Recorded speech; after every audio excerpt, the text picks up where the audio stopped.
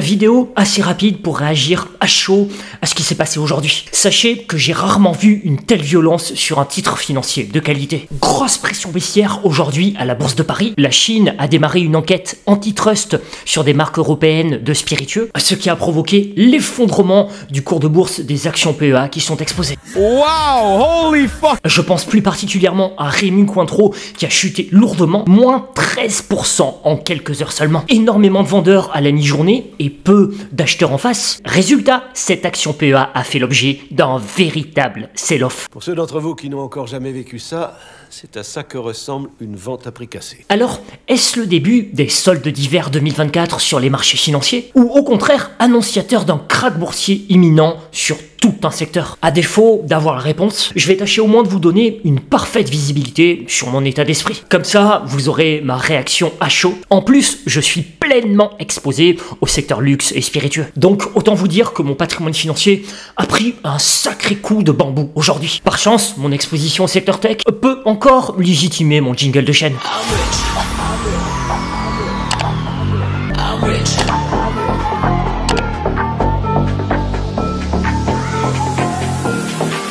Alors, dans un premier temps, je vais commencer par dresser un bilan de la situation. Et ensuite, je parlerai de ma gestion de portefeuille. D'accord, faisons comme ça. Pour ceux qui n'auraient pas lu toute l'actualité sur le sujet, laissez-moi vous faire la lecture du récent news flow. Vous comprendrez ainsi beaucoup mieux cet effondrement boursier. La Chine a déclaré vendredi avoir lancé une enquête anti-dumping sur les eaux-de-vie de vin comme le cognac importé de l'Union européenne. Pour ceux qui n'ont pas un profil orienté business, sachez que le dumping, c'est pas joli. C'est une pratique commerciale qui consiste à vendre ses produits à l'étranger à des prix inférieurs à ceux pratiqués sur le marché national. L'objectif du dumping est simple, prendre le leadership sur un marché, autrement dit, défoncer économiquement la concurrence. Alors moi, en tant que capitaliste, ce n'est pas une pratique commerciale qui me choque, surtout lorsqu'il s'agit de pénétrer un marché à fort potentiel. Mais vous vous doutez bien que le président de la République populaire de Chine, lui, n'est pas connu pour avoir la main douce avec ce genre de pratique. Du coup, cette accusation est très grave. Et selon le ministère chinois du commerce,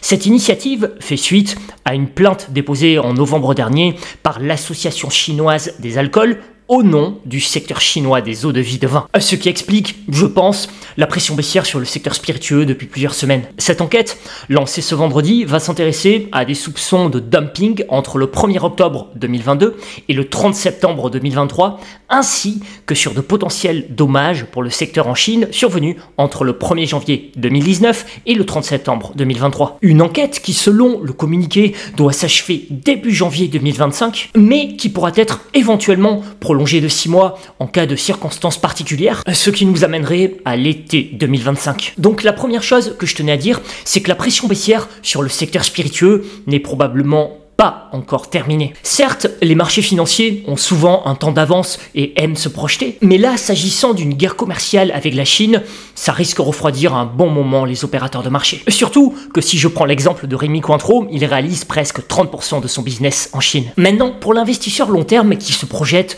sur plusieurs années de détention, est-ce l'opportunité pour accumuler un beau dossier de qualité? Je peux pas parler en votre nom, surtout que j'ai aucune idée de votre tolérance au risque et à la volatilité. En revanche, étant un homme de conviction, j'ai aucun problème à afficher mes opinions publiquement. Ok, la Chine lance une enquête anti-dumping sur les alcools type cognac. Ok, c'est pas de bon augure à court et moyen terme pour le secteur spiritueux. Mais pour moi, je ne perçois pas vraiment ça comme un danger de long terme. Je vois ça à la limite plus comme un coup de pression du gouvernement chinois sur l'Europe. N'oubliez pas qu'on est en ce moment en pleine guerre commerciale. Les différents commerciaux entre la Chine et l'Europe se sont multipliés, les deux parties s'accusant de concurrence déloyale et de protectionnisme. Dans la précédente vidéo, je vous avais par exemple parlé du groupe ASML, coté sur Euronext Amsterdam, qui venait d'annuler l'exportation de certaines de ses machines vers la Chine. Ça, c'est sur la partie semi-conducteurs. Et sur la partie véhicules électriques, souvenez-vous que préoccupé par la concurrence des véhicules électriques chinois sur le marché européen et pressée par la France, la présidente de la Commission européenne Ursula von der Leyen avait annoncé en septembre dernier l'ouverture d'une enquête sur les subventions chinoises aux voitures électriques. La Chine avait dénoncé cette enquête, la jugeant comme du protectionnisme pure et dure et souligné qu'elle était de nature à nuire aux relations commerciales sino-européennes. Donc, avec ce que je viens de vous lire, il faut s'attendre à ce que la Chine riposte. C'est le principe même d'une guerre commerciale. Et c'est, je pense, ce qu'on vit aujourd'hui sur le secteur spiritueux. D'ailleurs, je cite une source très concernée. Cette enquête s'inscrit dans le cadre d'un désaccord commercial entre l'Union européenne et la Chine sur d'autres secteurs industriels sans rapport avec notre activité, déclare le Bureau national interprofessionnel du cognac dans un communiqué transmis à l'AFP, où il assure que les producteurs de cognac coopéreront pleinement avec les autorités chinoises pour répondre à toute question qu'elles pourraient avoir. Je cite toujours le Bureau interprofessionnel du cognac, plutôt bien placé pour s'exprimer. Nous sommes convaincus que nos produits et nos pratiques commerciales sont pleinement conformes aux réglementations chinoises et internationales et que l'UE et la Chine trouveront un moyen constructif de résoudre tout différend bilatéral, comme cela s'est produit dans le passé sur d'autres sujets. Bref, pour moi, qui ai un profil long terme doublé d'une tolérance élevée à la volatilité, oui, bien sûr que je vois la baisse du jour comme une opportunité pour me renforcer sur des dossiers que j'estime être de grande qualité. Maintenant, est-ce que je suis assez bête pour investir toutes mes liquidités sur le secteur spiritueux ou pour aller miser mon appartement dessus? Bien sûr que non. En revanche, avec de l'excès d'épargne, il ne me paraît pas déconnant de procéder à un renforcement. Pour les sauces. Au passage, pour les nouveaux en recherche d'un compte bourse, vous aurez jusqu'à 100 € de frais de comptage offerts chez DeGiro avec mon lien en description. Une nouvelle fois pour les sous-sous dans la popoche. Concernant mon renforcement d'aujourd'hui, il s'est fait sur Rémi Cointreau en 2 temps. J'ai commencé par mettre un peu de cash frais / excès d'épargne, puis j'ai ensuite complété ma position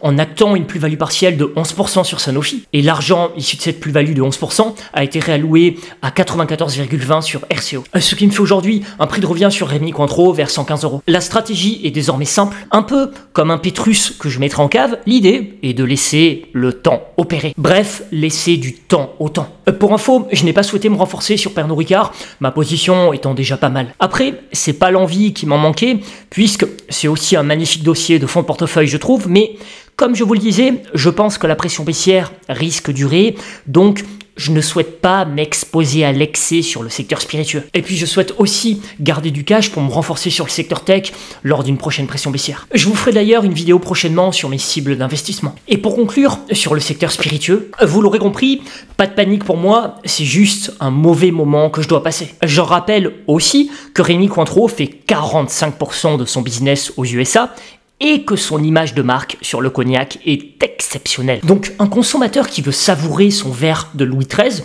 ira difficilement s'orienter vers un cognac chinois. Malgré toutes les barrières qu'essaie de mettre la Chine, la France a une réelle expertise dans ce domaine, ou plutôt une image de marque très forte au rayonnement mondial. Après, encore une fois, c'est un avis qui m'appartient. À chacun de prendre la responsabilité de ses investissements. Moi, vous connaissez mes convictions. Je suis ouvert à débat, alors n'hésitez pas vous aussi à partager vos opinions. Et d'ici la prochaine vidéo, je compte sur votre like si vous avez apprécié cette rapide vidéo de vendredi.